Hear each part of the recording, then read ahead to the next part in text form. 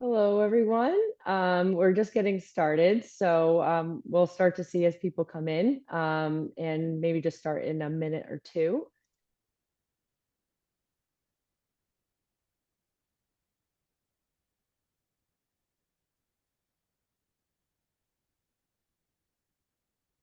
All right.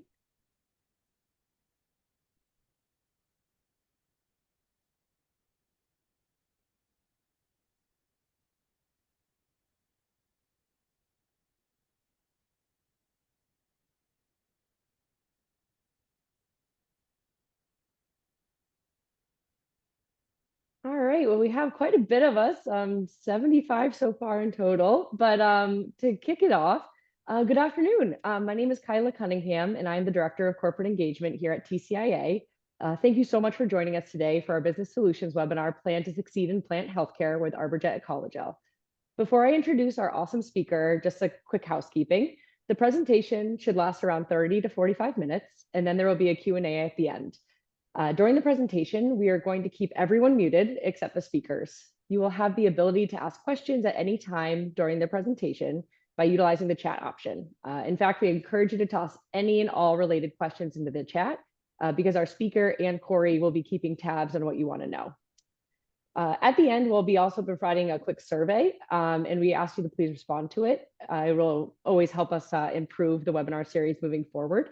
Your feedback is always appreciated. We will be posting the webinar of this. We'll be posting the recording of this webinar on the Business Solutions page of tcia.org, which will be up in the next few days if you have others who want to review anything mentioned today or share with someone else. Okay, so on to the good stuff. I am pleased to introduce Emmett Muennink. Emmett holds a BS in agronomy and an MS in crop science from Texas Tech University. He has performed nearly every job in the tree care industry, from dragging brush and grinding stumps to pesticide applications and sales. His passion for arboriculture led him to achieve the designation of Board Certified Master Arborist. Emmett's role as the South Central Technical Manager with Arborjet allows him to help other arborists and landscape professionals grow their PhD programs and fine-tune their treatment protocols. TCIA is thrilled to have Emmett with us today to help you all plan to succeed in plant healthcare. So without further ado, Emmett, let's begin. Okay, thank you very much, Kyla. It's a pleasure to be here, and I just want to say thank you to everyone that is here today.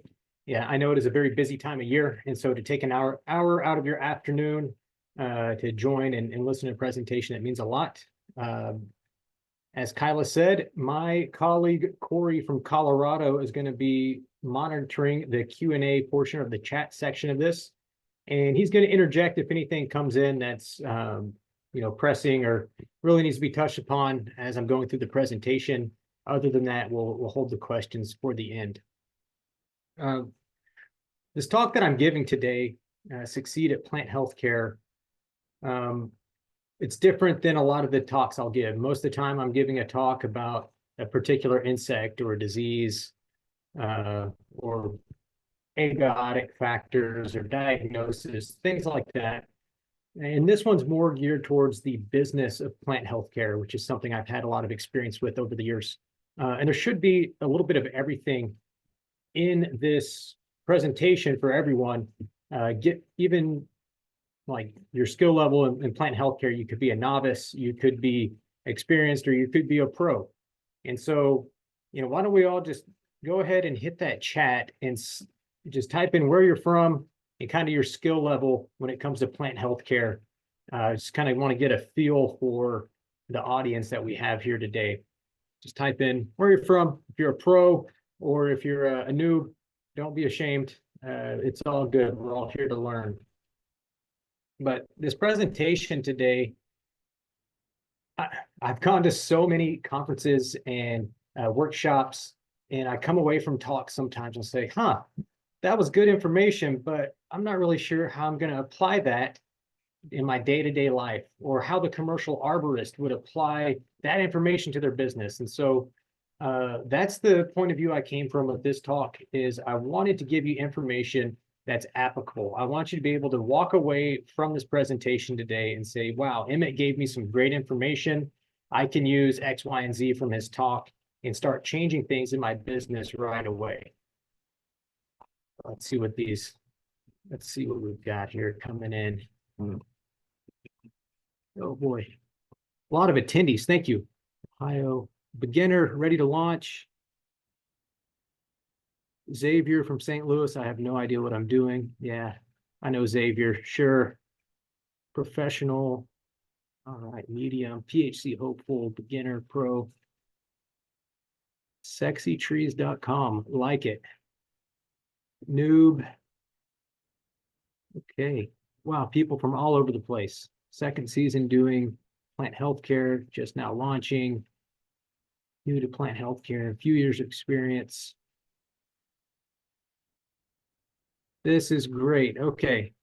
A lot of new folks. So that's good. I think the new to plant healthcare people will really gain a lot from this presentation. So let me X out of that. And we're going to go ahead and get started. Okay, as Kyla mentioned, my name is Emmett Muennink. I'm the South Central Technical Manager for Arborjet. I live in the Dallas, Texas area. I cover Texas, Oklahoma, Kansas, and Missouri, as well as Arkansas.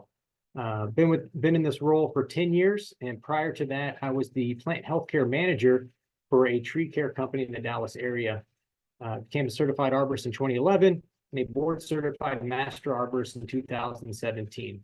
However, my educational background is in row crop. So I studied agriculture at Texas Tech, a bachelor's degree in agronomy and a master's degree in crop science. And so my education was really geared towards plant and soil science. Absolutely nothing about trees. And yet here I am. So I moved into this parallel industry, not knowing anything. And I think that gave me a good starting point because I understood a lot about how plants work and plant physiology and soil science and a lot of the different compounds and chemistries that are involved in agricultural production and how those nutrients and things like that foundation. And one day it just kind of all clicked. And I figured out that I'm very passionate about trees and about plant healthcare. And I've had a really fun career since I got into this. The other thing is that over this 10 years with Arborjet, I have visited with lots and lots of tree care companies and arborists about plant healthcare.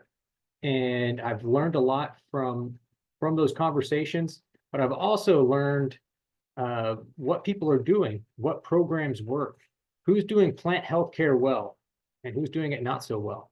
So I've picked up a lot over the years, and I wanted to combine a lot of that education that I've in field experience into this talk and share some of that information with you today. We've got a handful of questions we need to answer first. And so there's a lot of new people on here. So first off, what is plant healthcare? You know, in my travels, I'll be on an airplane and the person next to me, kicks up a conversation. What do you do? And I start telling them about what I do. Oh, that's really cool. I had no idea that you could inject a tree. I had no idea you could treat a tree. And so I think the average person doesn't even know. We're the professionals, so let's define it for our purposes. Plant healthcare is a holistic approach to caring for your trees and landscape plants with the goal of improving and maintaining their health and aesthetics. Plant healthcare program draws from different strategies, including cultural, biological, and pest disease control treatments. That's getting into IPM, integrated pest management. And an IPM program tailored for each property. Okay, so that's kind of a few definitions that fit plant healthcare. And so we touch on IPM, and this is really where, if I say plant healthcare, a lot of times people that's where their mind goes to. It goes immediately to insect and disease control treatments when you talk about plant healthcare. And that is one piece of the puzzle. We're going to talk a lot more today about many other things that plant healthcare is. And so this cycle represents what plant health, the IPM strategy. So it starts with pest identification, pest prevention, monitoring, choose your options, take your action, and evaluate. That is what IPM is. Now, the actual definition of IPM, this is something, this is about a $5 definition right here. That's what we call it in Texas. So integrative pest management is a sustainable, science-based decision-making process that combines biological, cultural, physical, and chemical tools. So to pick out a few key words here, IPM is a science-based decision-making process to identify, manage, and reduce risk from pests and pest management tools and strategies in a way that minimizes overall economic health and environmental risks. See what I mean about a $5 definition? So that's a lot to comprehend. Science-based decision-making process that minimizes overall risk economically and environmentally. That's what your IPM strategy is, and that is one part of plant health care. So if you think, I'm talking about the 60s and 70s, a lot of the pest management, that was revolved around spraying of trees. And that's because systemic products hadn't been invented yet. And so now if you look at this definition and you look at this wheel and choosing the appropriate options, spraying of trees really doesn't fit into the IPM definition at all. And if you're trying to choose a tool that minimizes overall environmental and health risks, spraying of trees doesn't really fit that. So keep this in mind, and we're gonna keep moving, and we'll talk more about IPM as we move through here. Next question. Why do you need plant health care? We've got people on this call today from all different industries. You know, there's people that run a tree care company, and maybe their core business is pruning and removal of trees. And we have people on here that are lawn care companies, and they spray and manage lawns for people, and they're wanting to get into tree and shrub care more. And so you may be asking, well, why do we need to do this? And whether you know it or not, all of your customers that you service, if you service residential homeowners, they all want healthy plants. They want a lush, beautiful green yard like what you see in that photo with flowers everywhere. They want that picture perfect yard. So that's one reason. Second reason is it offers high margins and low overhead. It's extremely important in today's business culture. High margins, low overhead. It doesn't get much better than that.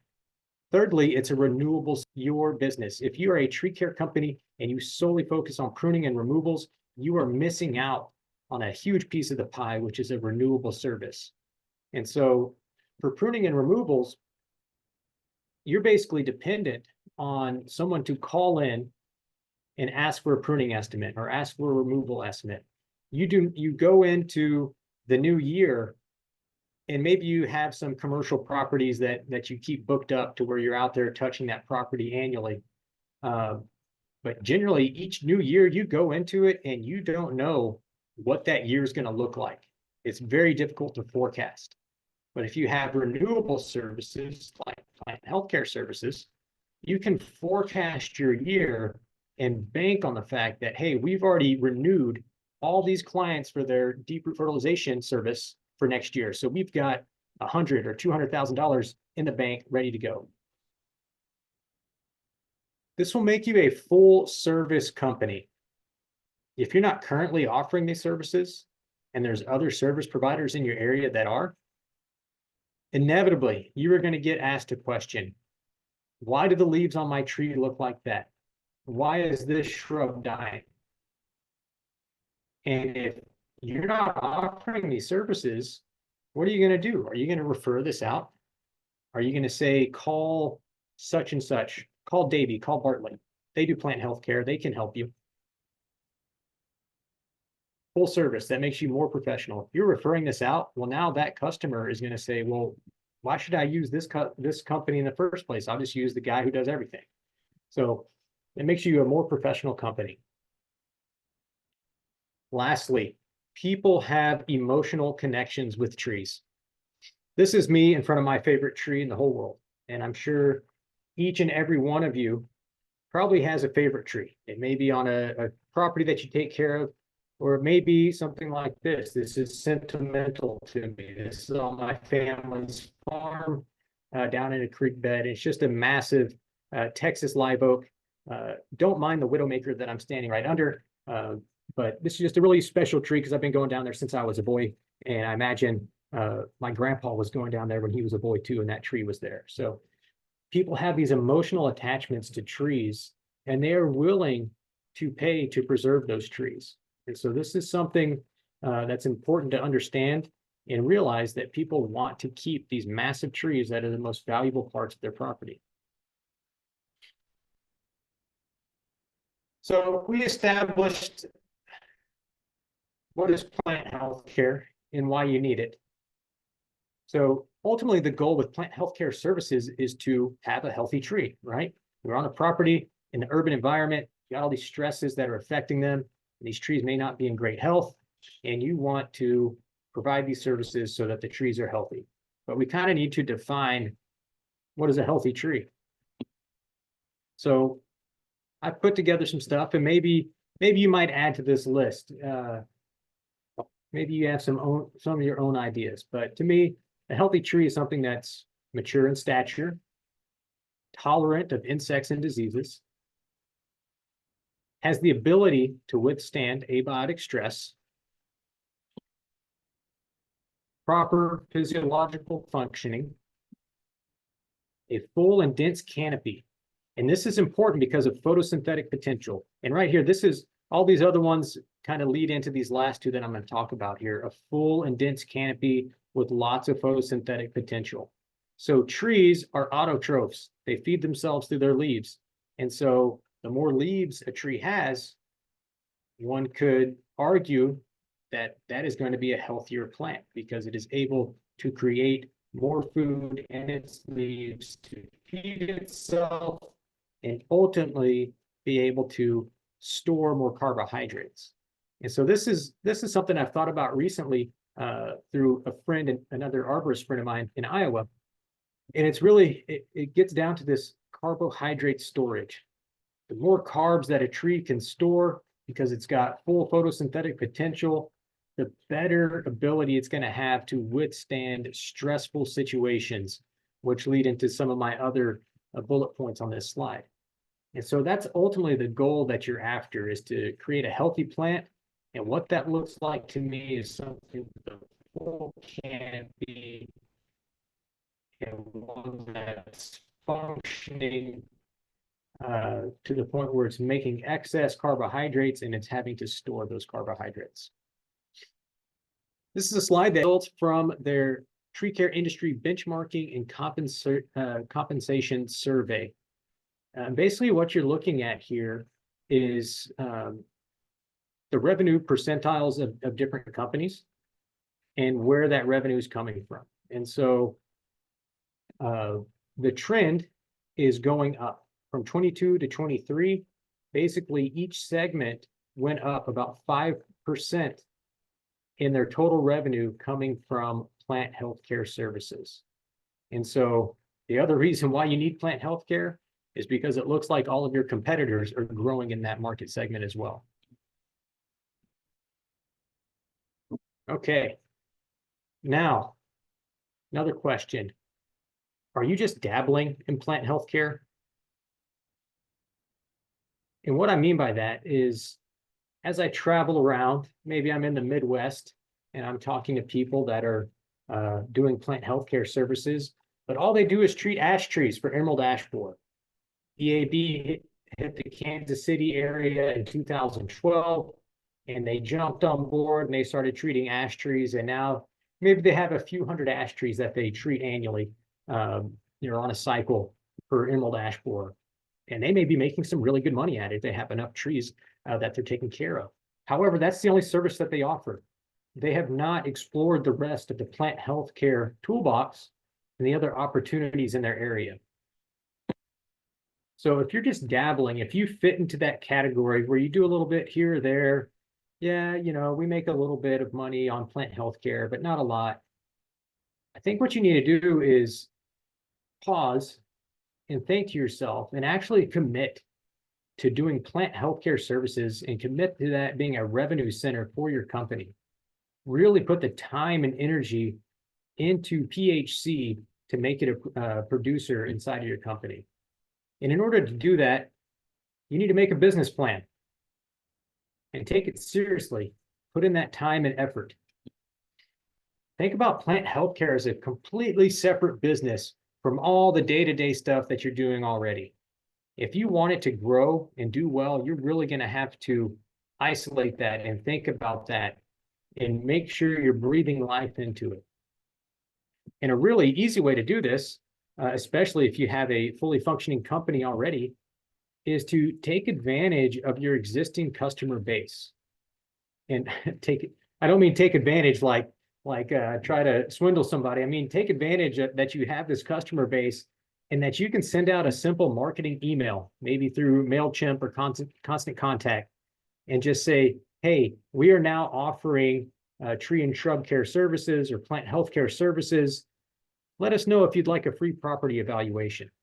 And that gets you on that property to start selling PHC to your existing customer base. And that's the easiest way to grow, is to sell more things to the same people. And that goes for our industry, and it goes for almost every other industry that we deal with. And that's why, like, whenever you buy something online and they get your email address, and then the next thing you know, your Gmail account is blasted full of marketing emails, it's because they know that you had one experience with them. And so now they're trying to sell you more things because that's easier than acquiring a new customer. And just to layer some more cheese onto this, we all know that failure to plan is planning to fail. All right, so what should you put in your plan? Well, first off, you got to consider what licenses are needed for these plant healthcare treatments. And that's going to be state to state. And I can talk about Texas because that's what I'm most familiar with. Other folks, if you're from New York or California or Illinois, you might have a bigger barrier to entry to get into these lines of service offerings. And I'm not exactly sure what all is involved there. I just know it's more difficult, especially with the handling of pesticides in those states. And so I'd encourage you to connect with other professionals in your state, and they can probably lend you a hand and give you some clues on what you need to do there. So in Texas, we need a commercial pesticide applicators license, category 3A, which includes ornamental. Basically, you can sign up and go to a class. They prepare you for the exam, and you take the exam and pass it. Those of you that are certified arborists, you should not be worried about the commercial pesticide applicators exam. I'll just leave it at that. You will need some general liability insurance. And don't worry, plant healthcare, that's not what lights up an insurance agent's eyes. You know, the words chainsaw and wood chipper, that's what's going to raise up your your insurance quotes. Just doing spray applications or liquid services, it's pretty low cost insurance. You'll also need to get a pesticide business license. This is done through the Texas Department of Agriculture or whichever state you reside in. And then if you're not a certified arborist, I encourage you to pursue that and actually pursue as many credentials as you can get your hands on. It's not required, but it shows your dedication to the industry, and it shows your professionalism in your pursuit to become a tree doctor, if you will. Other things you need to look into is how you're going to keep records. So part of becoming a licensed applicator, you have to learn about record keeping. And so some people keep track of that on paper. Some people keep track of it on software. There's multiple programs out there that are becoming very, very popular. Let's see. I know that Single Ops is one of them that I hear a lot about. I hear about Arborgold, and then I've heard about Aspire. Those are some of the ones that come to mind. I know there's lots of different software companies out there that offer record keeping. And there's different things you can do, building out estimates and keeping track of crews and routing and things like that in these different softwares. Talked about the insurance. You'd also want to get a waiver of liability, just kind of a general statement, maybe on the back of your estimate form. Just kind of a CYA statement on the back of there to keep you protected from anybody that might be sue happy. Then you've got to figure out your services and your billing rates. And that's what we're going to talk about more as we go through this presentation. You've got to figure out your equipment and then also who's going to make those treatments. Where do I start? And I think based on looking through that chat and who we have on the call today, and the fact that a lot of people said they were new to plant healthcare, this is probably a pressing question. Where do I start?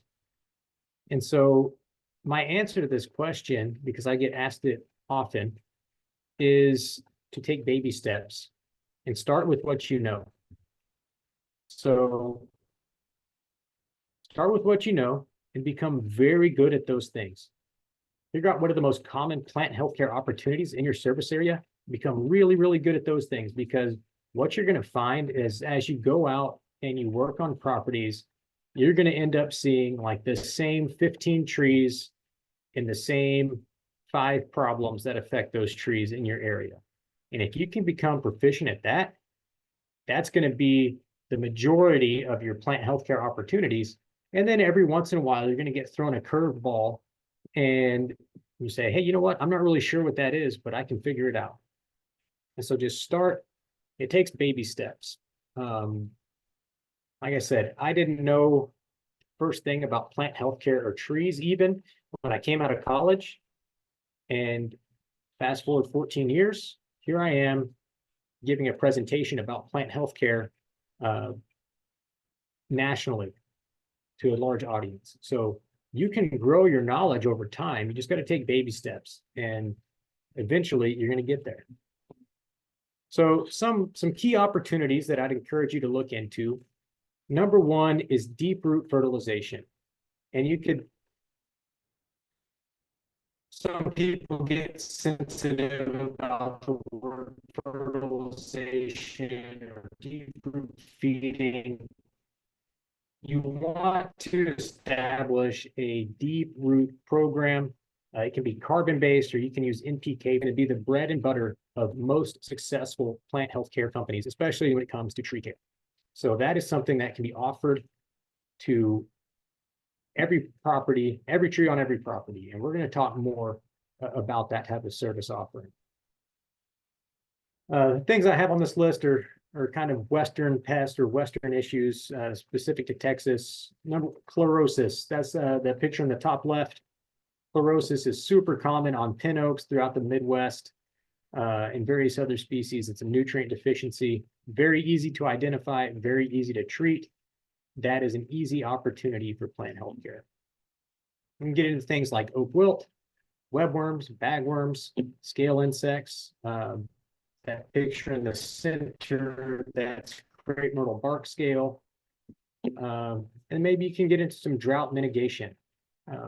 Just depends on where you are and what service offerings you think are going to be good for your area.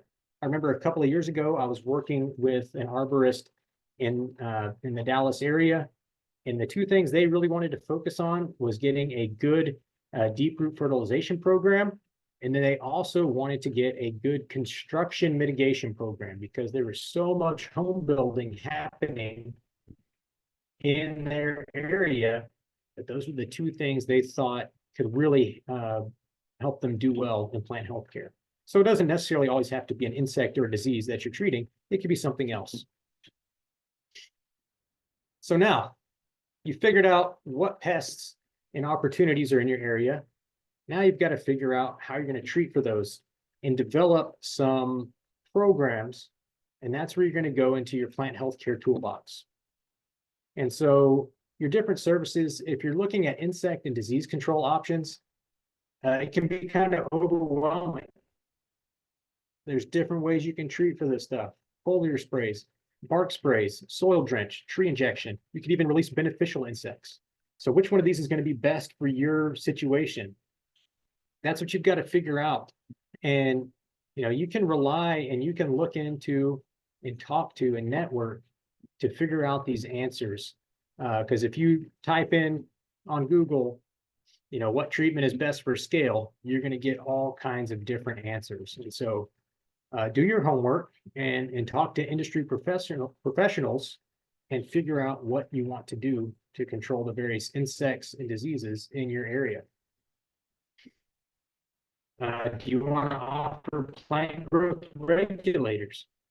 Plant growth regulator for trees is called paclobutrazol. And this is an amazing product. In fact, Corey, who's on here today, a couple of years ago, he gave a talk all about paclobutrazol and the various ways you can use it and how wonderful of an impact it can make on trees and shrubs. And then you get into soil mending. You can do things like the supersonic air knife. You can deep root feed. You can add carbon sources to the ground. You can fertilize with NPK, mycorrhizae, beneficial bacteria, seaweed extract, wetting agents, hydroscopic humectants. There are all sorts of things you can do to manipulate the soil environment. And many times with urban trees, it's necessary because that's how you're going to get to the root of the problem, unintended. So there's many things that are in the plant healthcare toolbox. So first you need to figure out what the opportunities are in your area, and then how you're going to address those different issues. All right, and so what is the different equipment that you need to succeed at plant healthcare? First off, I would recommend a backpack sprayer. And these new battery-powered backpacks are amazing. Especially, this is coming from an old spray tech who used to use a solo pump-up backpack that had some janky straps that was somebody's old belt that they tied onto the thing. All right, so these new battery-powered backpacks are fantastic.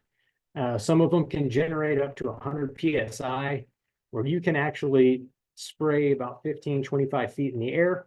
You can do all sorts of work out of a backpack sprayer. So I would say that would be on my short list of what you need to get started. It would be a backpack sprayer. And maybe some tree injection equipment. What's great about tree injection when it comes to plant healthcare is not only is it a money maker, but it's a very small package. So you can treat trees and you don't have to have a dedicated truck. I used to work with a company that their guy was running around treating trees in a Prius. And so that was their plant healthcare vehicle because he was doing tree injection. He could do it out of a Prius and he loved it.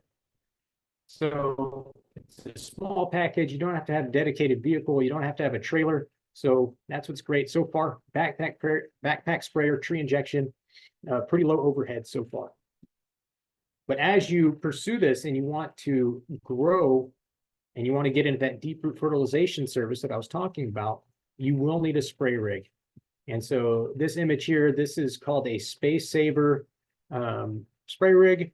This looks like a 200-gallon unit. You can see it slides up in the bed of the truck, sits over the wheel wells, and you still have a little bit of space in the back of the truck where you could put some gear. The bigger the spray rig you get, the more like this one's going to stay in that truck. So now you've got a dedicated rig. You could start off with like a 100 or a 200-gallon unit, and those don't take up a ton of room, but you'd have to have it on a dedicated truck rig. And then as that service and your business grows, you might look at upgrading to something like a 500-gallon tank. There's the companies that are doing a lot of plant healthcare services. They're probably running trucks out that have 1,000-gallon tanks. So the smaller rigs can go on smaller trucks. A 200-gallon tank, if you've got that full of water, which is 8 pounds per gallon, you're looking at 1,600 pounds going into there, and then plus the weight of the unit itself. So you got about 2,000 pounds in the back of a truck. So you're going to need probably a 250 or a 350 style truck to put that 200-gallon tank into. before you're overloading your vehicle. And then you may want to look at getting into the supersonic air knife. And so a lot of arbors companies are offering this service for trenching around sensitive areas, or most commonly is performing root collar excavations. And so when I was out diagnosing trees, that is where I started, is at the root collar.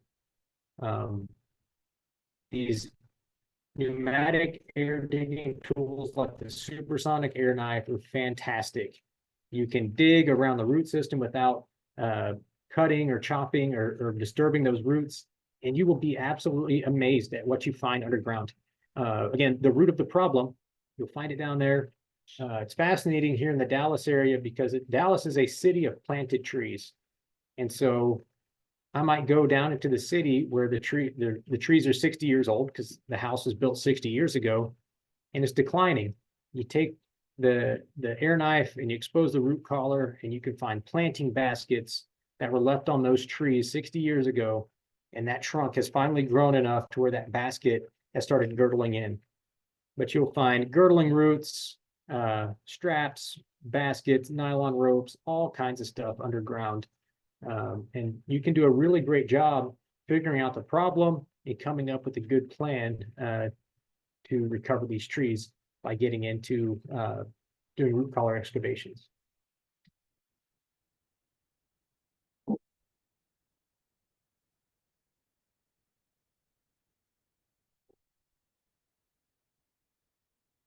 How to price plant healthcare services. This is like the $64,000 question, okay? And this is often the image that comes to mind, and I have to give Corey some credit here. He gave a talk a while back about pricing and selling plant healthcare, and I borrowed this slide from him just because I loved it. You can make your pricing as simple or as complex as you want to, okay? And so ultimately, the pricing structure that you decide on, it must fit your business model, and you need to make sure that your team is comfortable with the way the services are priced. So some considerations to make here is your pest or problem, the treatment method you're using to solve that problem, how much the product costs, and then how many applicator hours are required. And that last bullet point, the applicator hours, I cannot stress that enough. Your labor costs are going to be more than your chemical costs, hands down, always. And so you can do things to make people more efficient. You're going to earn more profit because the more jobs someone's able to do in a day, the more money they are making in a day, and the more profit you are getting from that one person that's working. You should also understand the industry. Understand how your competitors or others in your market, or maybe others in neighboring markets, are pricing these things out. And that's simple enough to do. You could pick up the phone and call and ask somebody in your network, or maybe you could be a little bit more sneaky and have a competitor come out to your brother-in-law's place and give an estimate for something. And then you'd know kind of where the pricing falls for a certain service. You will need to set a minimum charge. It takes so much just to get from your shop to somebody's house and ring the doorbell. You've got to have a minimum charge. And depending on the service you're offering, may dictate what that minimum charge is. I've seen some people say, $100, that's our minimum. Other companies, $250, that's our minimum charge for any type of service. Whatever you do, make sure you're consistent. If you're charging by the diameter inch of trunk, if you're charging by the square foot, or if you're charging by the tree, be consistent on how you're pricing out these services. Otherwise, your bids are going to come back and they're going to be all over the place. And so, like I said, I tend to fall to the KISS method of keep it simple, stupid. And the company I used to work for, our pricing was very easy, very smooth.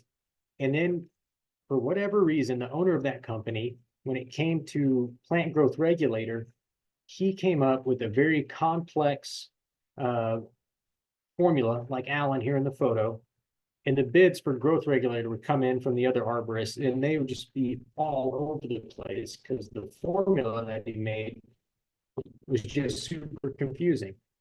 And so just be consistent on how you're pricing things. Sometimes depending on the product that you're using, your cost of an application may be more or less. Like say your deep root fertilization of one product costs this much, and you're using another product the next day and it costs a bit less. But if you price those the same, they're ultimately going to even out. A lot of times people get caught up and they say, well, this product costs more, so I'm going to charge more for it. This one's less, so I'm going to charge less for it. And it's my point of view that at the end of the year, everything is going to average out anyways. And so if you just keep it simple and flat across the board, you're probably going to end up in a good spot. Tree injection is one of the easier services to price out. You just price it by the diameter inch. I see a range from $10 per diameter inch up to $25 a diameter inch, depending on what you're treating. Maybe you're using multiple products. But for example, a 20-inch diameter tree, if you're charging $15 an inch, that would be a $300 tree. So it's just a multiplier. You measure the tree, you multiply it out. And that's how you come up with your cost. If I've put you to sleep, I encourage you to wake up, because start a biannual plant healthcare service. And this is what is going to really propel your company to the next level. This is going to be your renewable revenue source with a repeat customer base. This is going to make your business less dependent on finding new customers. Okay. So the company I used to work for, we just did an annual plant healthcare service, one treatment per year. If I had Emmett's plant healthcare company, I would do 2 treatments per year, spring and fall. And this would be a deep root fertilization of some sort. This allows you to touch a property multiple times. You're going to be out there building a relationship with these residential customers.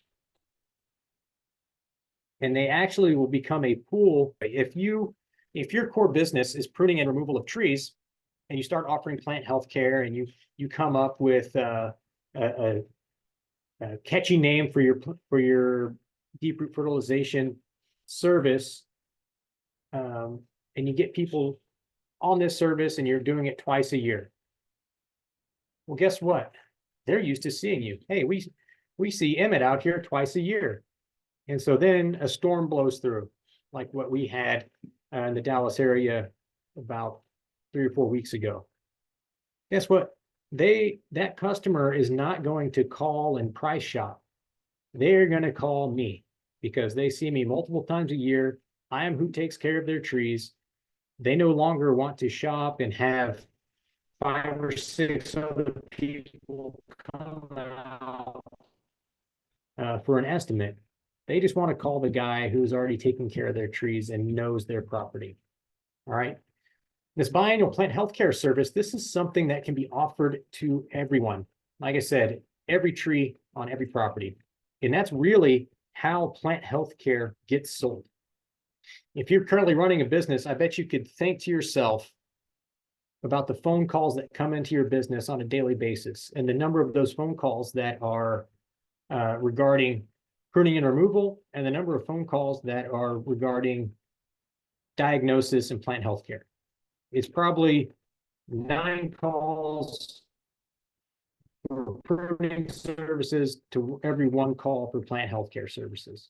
So in order for you to get that plant healthcare business rolling, you have got to sell it. It does not sell itself. You've got to get out there and you got to pitch it to everyone. You may be out there for a pruning estimate, and you could say, hey, while I was out here, I noticed your trees aren't growing all that much, or I noticed whatever problem. I'd really like to talk to you about our plant healthcare service. The worst that person can tell you is no. Oh, geez, now I really sound like a salesperson. But that's true. All they can say is no, or no thanks, not at this time. And that's totally fine. Hey, no problem. I'm just going to leave you a flyer in case you change your mind.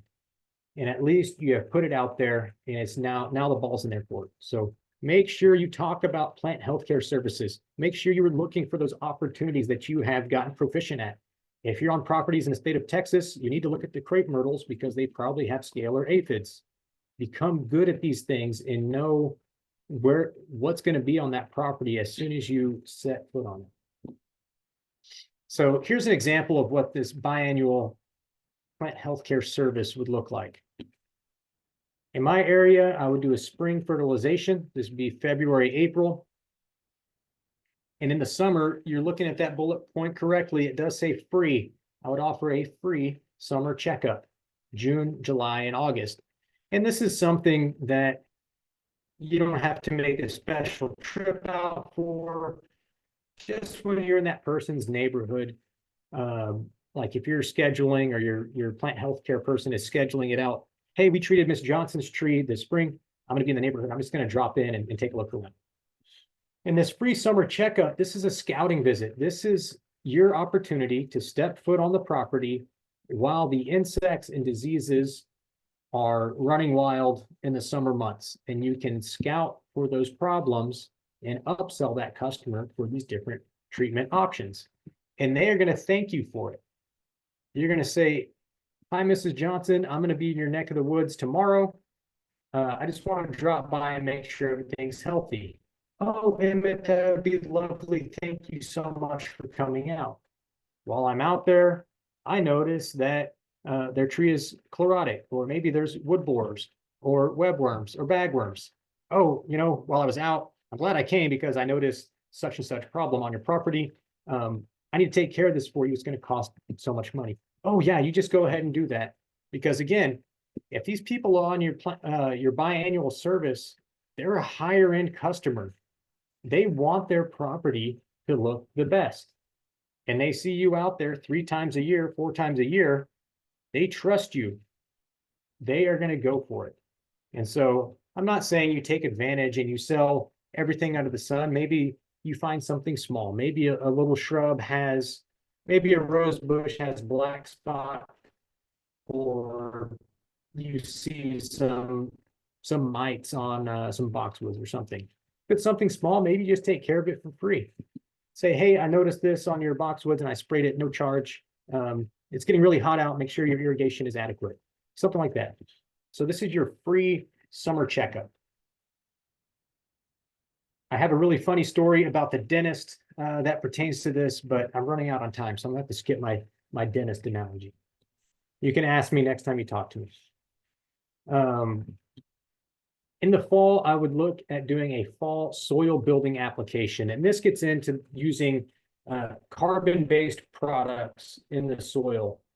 The urban soil is often neglected, and so you can use things like humic acid, molasses, seaweed extract to really improve the soil structure and the rooting environment of trees. And the fall is a great time to do that.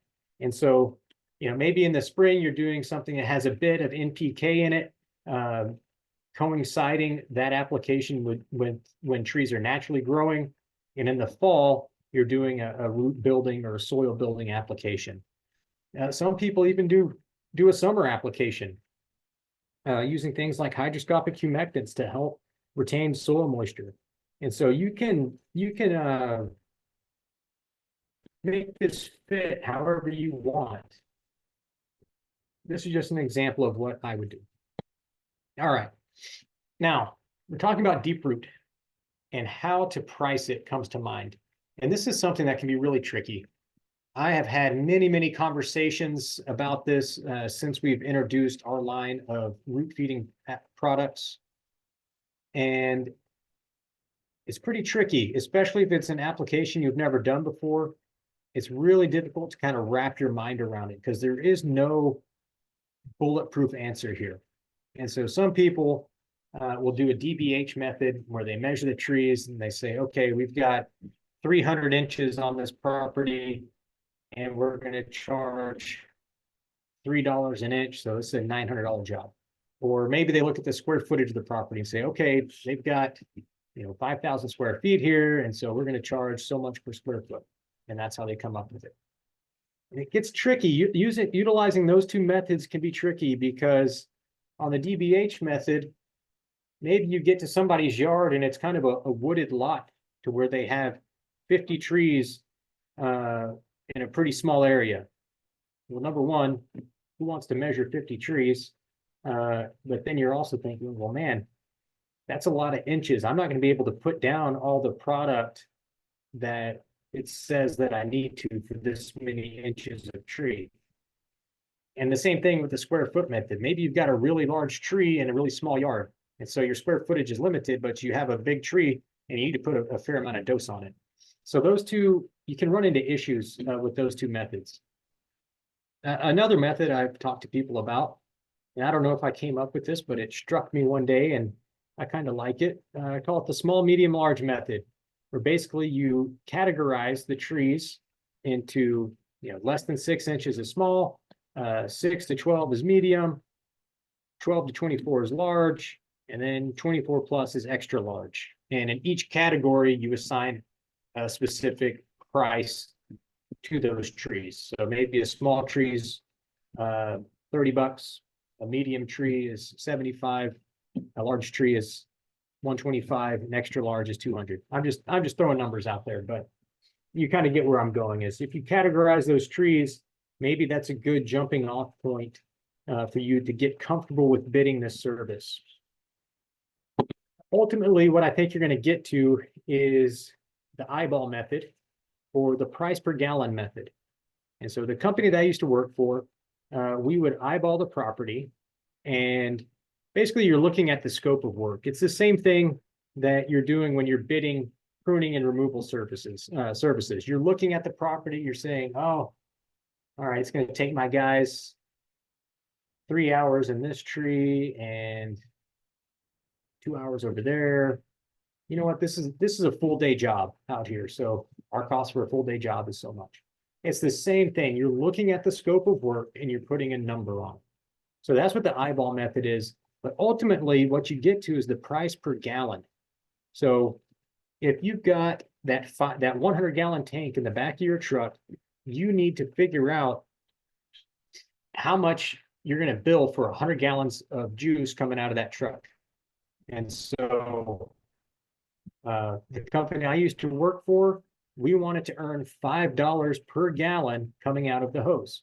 And so for me as the technician, if I pulled up and the bid on the work order said it was a $500 job, I knew that I was supposed to use about 100 gallons on that property. And so that was kind of my goal that I was shooting for. Sometimes I'd come in a little bit higher, sometimes I'd come in a bit lower. The thing with deep root feeding or deep root fertilization is it is very hard to lose money. You really would have to overshoot that and put down a lot of product in order to not be profitable with this service. So I think it's just something you got to get comfortable with if you're new to it. But ultimately, what you're trying to do is get an idea of the scope of work, how much product you're going to use on each property. And if you come up with that multiplier of we need to make $3 per gallon or $5 per gallon, whatever it is that you settle on, I think that is really going to streamline things for you. And one other note on deep root fertilization, not every tree needs to get the complete full therapeutic dose that the product label calls for. If you're working on a sick and declining tree, you may want to make sure that you get the full labeled dose onto it. But if you're performing a maintenance application, maybe that tree is already in really good shape and it just needs a maintenance dose or a half dose. And so it's a way for that technician, or if you're the applicator, to understand that, hey, we were called out for the oak in the front yard. We sold the deep root fertilization for all trees on the property, but I just want to make sure I really do a good job on the sick tree, and on these other ones, we're going to do a maintenance rate. And that's a way that you can keep the cost reasonable for the property owner. If you apply the full therapeutic rate on everything, your costs are going to be pretty high and you could scare people off. So just keep that in mind when you're out there. It's kind of a fluid service that you can offer. You want to do a good job, but you also want to keep things realistic for people.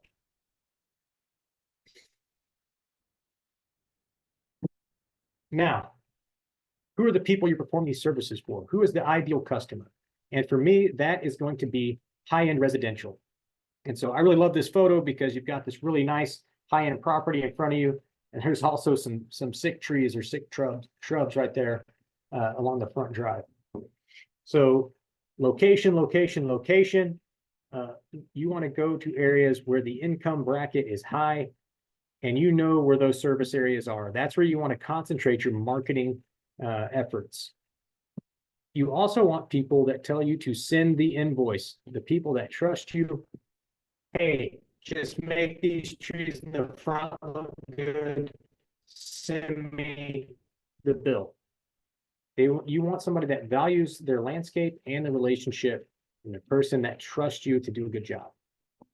I'm having to speed up a little bit here. Some other considerations to make is about hiring the right people. And this can become very challenging. But when I say hire the right people, I want you to hire somebody that has a great attitude and a willingness to learn. Somebody that you can ultimately see yourself giving responsibility to in the future as they climb the ranks, and maybe they move up from a plant healthcare technician to a plant healthcare manager. Somebody that wants to do a good job. I had a technician, his name was Q. He showed up to time. He showed up to work on time every day, and he was happy to just go out and deep root fertilize trees. He had no aspirations of becoming more than a technician. He just loved to go out there and do the work. And I really admired that guy, and I thought he had a great attitude, and he was a good technician. But if you hire somebody that's toxic, that can sink you. That toxicity, that toxic employee, that stuff will spread to other people in your company, and you've got to get rid of the toxic people. As you're getting started in plant healthcare, your technician can be a floater, somebody that can, hey, you can teach them how to run a stump grinder, or they can run the air knife. They can jump in and drag brush as well. So I did some of that early on in my career. And that plant healthcare can be an advancement path in the company. As they become proficient at plant healthcare, maybe they're really good at upselling. Say, hey, you know what? Let's get you trained up as an arborist, and maybe you can become a salesperson in our company. This next bullet point, plant healthcare territories. If you can arrange it to where the same technician is going out to the same properties on every visit, it's going to be huge. Your renewable services are going to excel because of that. People buy from people they like. And if they have the same technician coming out to their property for the spring and fall application and the checkup, they're sold. They love it. They saw me on their property 3 times that year, and they trust me, and they're just going to keep signing up for it. But if you have a revolving door and it's a different tech going out to that property, even though it's the same name on the shirt, but a different person showing up, people do not like it. That builds distrust. They don't know this person. They might feel uncomfortable leaving the gate open. So make sure, if you can, to get the same technician on every visit. If you can do it, award those technicians a commission on upsells when they go out for those checkups and they're selling that plant health care. Give them a commission on that. That's how you're going to grow your business. Also, for your sales team, maybe you offer a higher commission on like a 6% commission. And for plant healthcare, you're offering 8 to 10% so that they have that carrot out in front of them to sell more plant healthcare. We're getting close to the end here. Just a few keys. When you're doing this, customer service is your #1 priority, and it really should be in your core business as well. Satisfied customer is the best business strategy of all. If you have somebody that's happy with you and happy with your company, they are going to keep doing business with you, and they are going to refer you to their friends. And those referrals are fantastic. Basically, it's a done deal as soon as you get the phone call, if it's a referral. And the way you satisfy a customer is to show up on time and do what you say you're going to do. Sounds simple, but so many people get it wrong. Stay in communication. Nowadays, people like to text, and makes it really easy. You can send people a text message, hey, I'm on the way, or hey, I got held up. If you can do that, people love it. They want you to stay in communication with them. Other things that are becoming more and more prevalent are like video estimates. People take a little selfie video when they're on the property and they talk to the customer and they send them the video, or they upload it like a private YouTube video and send that to the customer. People love those things. Okay, I'm at 3 o'clock. Rounding it out here, professional development. Make sure you are doing what's necessary for you to stay sharp and keep learning about new things, new strategies, new plant healthcare treatments that are out there so that you can be the best in your market. Marketing. There are many, many marketing companies out there and marketing materials available. Social media marketing is huge, but you know, good old-fashioned door hangers and door knocking, that stuff still works too. So if you don't have a marketing person on your staff, there's lots of ways to outsource that to make your web page look awesome. And that's where a lot of marketing effort is spent right now, is like search engine optimization and making your website the best place it can be. When it comes to professional development, you are already doing it by being on this webinar today. Thank you again. But you want to look to the industry that you are in. Get involved with ISA. Go to your local chapter conference. Go to the big conference. TCIA. Go to Expo. They have such an amazing lineup of education there.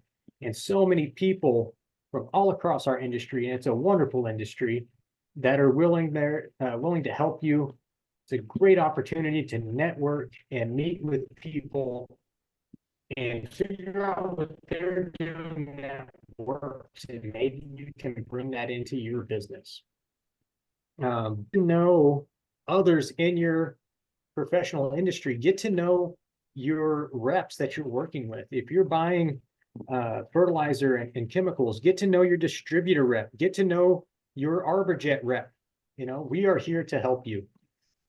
And then find your dependable resources. As you're looking into these different pests and disease, you need to have good resources that you can rely on. Extension publications are pretty good, but also lean in on other people that may be more experienced than you and things out that way. Okay, that is what I have for you today. Thank you all for your attention. I see, looks like we have some stuff going on in the chat. So Corey, let's jump to those questions. Awesome. Emmett, great job. Super thorough conversation, and I think a lot of content for people to digest. So one of the biggest questions that's come up in the chat is, will you receive an ISA CEU for this? Of course, the answer is yes, if you put it in at the time of registering. But Emmett, if you're comfortable, let's tackle a couple of these questions. I'm just going to kind of page through at a high level here. One of the questions that we got, and I think you just covered it in the last slide, is some of the best ways to learn the technical side of plant healthcare that's not YouTube. And I think you kind of touched on that with the professional development, but is there anything else you want to add to that one? Oh, you know, it's, again, baby steps. The technical side of things, you know, I guess it depends on what exactly that is. Are you trying to learn the ins and outs of a particular disease, or are you trying to learn more about chemistry? And so, Corey, you know this, you can run a plant healthcare company with a pretty limited chemical cabinet. You do not need to know every chemical under the sun and to make all these different decisions.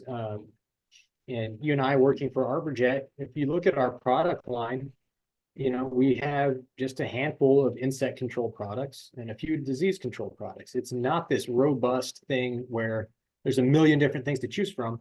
You can have a relatively small chemical closet and do a good job. So I guess whoever asked that, if they want to reach out to me directly, if they have a more specific Sure. question or want a more specific answer, I can help them. But YouTube, a lot of my presentations are on YouTube. Yours too, Corey. Yeah. There's some good content out there on different diseases, and 5 dozen on emerald ash borer. But anyways, I digress. Anyhow, don't worry about it. You're doing great. We got a handful more questions here. One relates to the pricing of fertilization. Does the price per gallon include labor? And I'll just save a little bit of time and say it can. You find a model that works for you, and it can. The next question, I know, Emmett, you're going to have some insight on. This comes from Michael. Is it better to hire someone with experience to launch a PHC company or part of the company, or grow someone from the inside and hire an applicator? And I think it depends, but I think an individual would like to hear your thoughts. Oh, yeah, you could ask that same question to any job position that's out there. The answer is going to be it depends. And what it depends on is that person's experience. Is it the company I used to work for?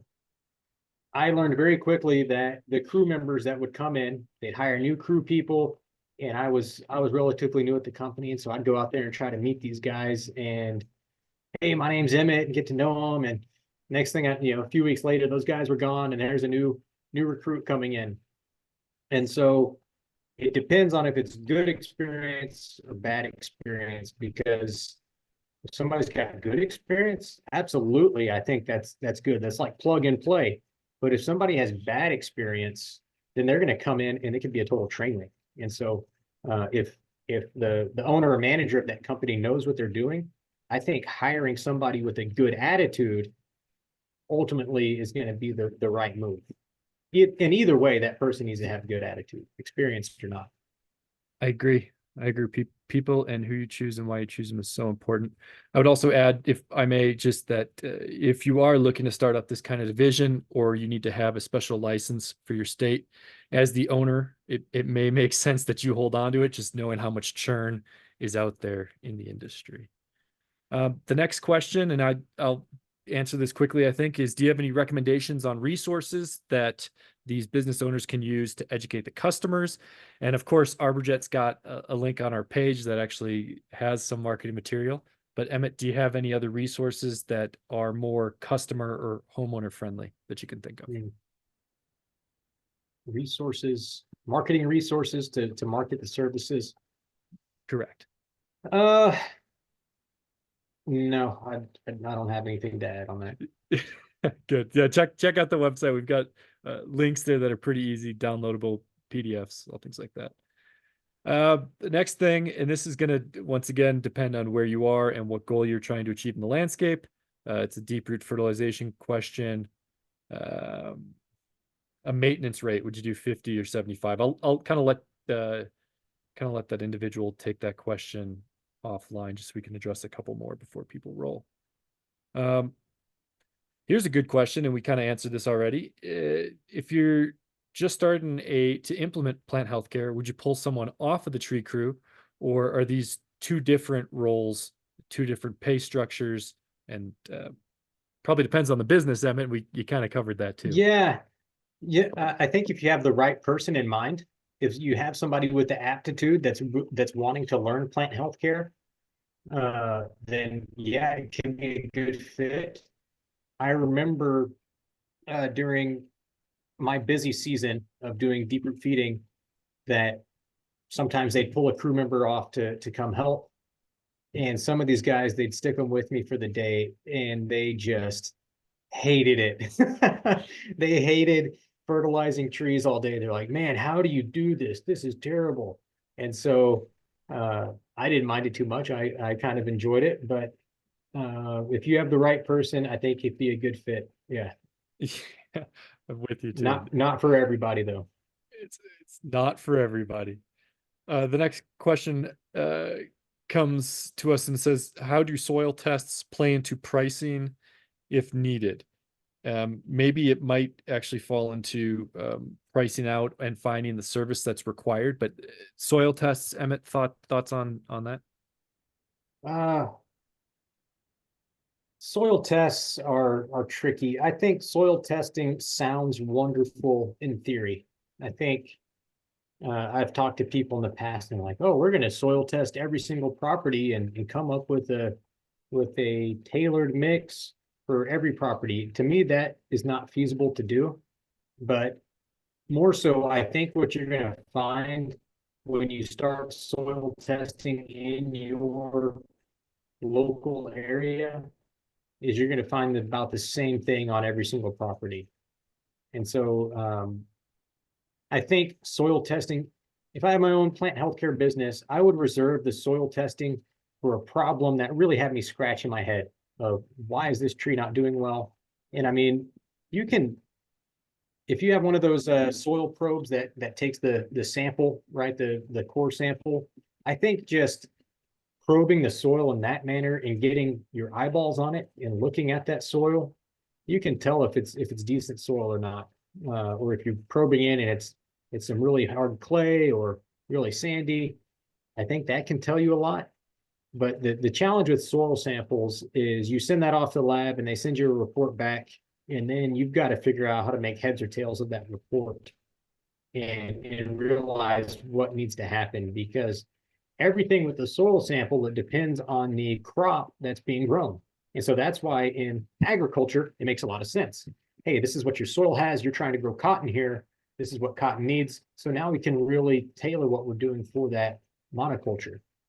On the landscape, man, you're going to have oak trees, ash trees, maples, roses, all sorts of things growing, and they all have different requirements. And so I think those soil samples, they sound great, but ultimately they're only as good as the person that's interpreting them.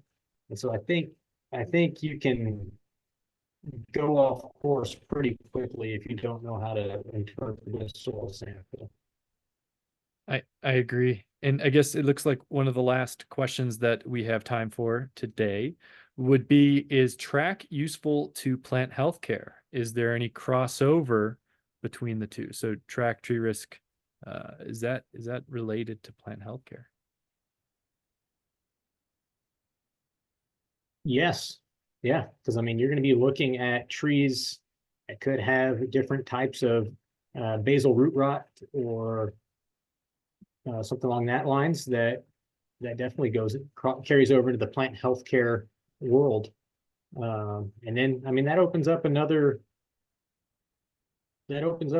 consulting side of your business. You know, if you're doing tree risk assessments and consulting and appraisals, I certainly think that goes hand in hand with plant healthcare. Awesome. Well, thank you, Emmett. I'll turn it over to Kyla, and she can kind of do the final wrap up if that's the time for it. So thank you. Thank you guys both so much. Everyone, I know we went a little over, but I think we had a really great discussion going on. So I'm glad we got to answer a lot of your questions. I know Emmett has his email up here. So if you want to email him directly with some additional questions or if something didn't get answered, please feel free to do so. So a huge thank you to Emmett and Arborjet, Ecologel. They are a TCIA Gold sponsor. We really appreciate their time and all of their support of the industry and TCIA. If you enjoyed this webinar, Arborjet will also be sponsoring a PHC education session at TCI Expo this November in Baltimore, and we would love to see you there as well. As a reminder, please complete the survey that you will receive shortly, and please check out tcia.org to see what else is happening in the coming weeks. If you have your ISA number associated with your registration, you will receive a CEU. So thank you all for joining, and we look forward to seeing you on the next webinar.